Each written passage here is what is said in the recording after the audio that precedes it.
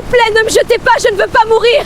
S'il vous plaît, sœur, ne faites pas ça. Élise criait, le visage détruit par les larmes. Ses pieds pendaient au-dessus du vide de la falaise. Camille et Sophie la tenaient par les bras. En bas, la rivière rugissait contre les rochers.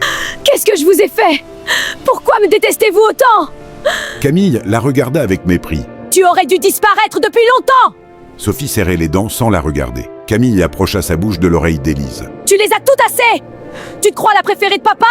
Mais il n'est pas ici pour te défendre. Moi, je n'ai jamais rien demandé de tout ça. Ne fais pas l'innocente.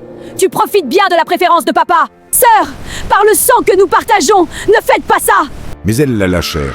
Élise tomba en criant vers l'eau noire. Son corps frappa le courant et disparut. Les sœurs observèrent jusqu'à ce qu'il ne reste plus aucune trace. Sophie recula, en tremblant. Et si elle survit? Et si quelqu'un la trouve? Camille sortit un petit couteau.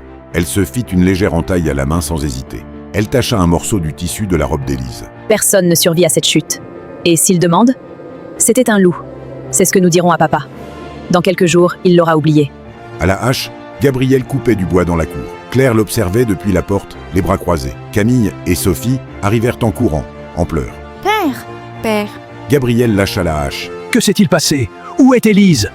Camille tomba à genoux. Un loup, père! Un loup nous a attaqués sur le chemin. Sophie lui tendit le tissu taché de sang. Elle n'a pas pu s'échapper. Nous avons essayé de la sauver, mais... Gabriel prit le tissu avec des mains tremblantes. Il resta à le regarder comme s'il ne comprenait pas. Non, mon Élise, non, ma petite. Il tomba à genoux et serra le tissu contre sa poitrine.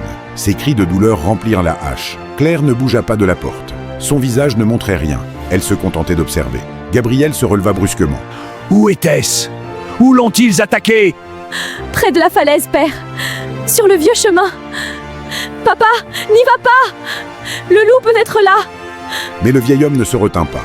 Il lança un sifflement. Rex, son vieux chien, se leva. Tous deux coururent vers le chemin. Camille et Sophie se regardèrent. Les heures passèrent. Gabriel arriva à la falaise en suivant la trace de Rex. Le chien reniflait le sol. Il grognait.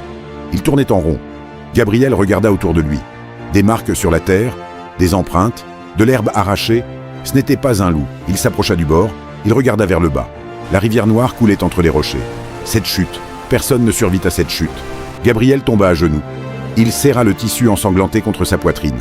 Et il cria le nom de sa fille jusqu'à en perdre la voix.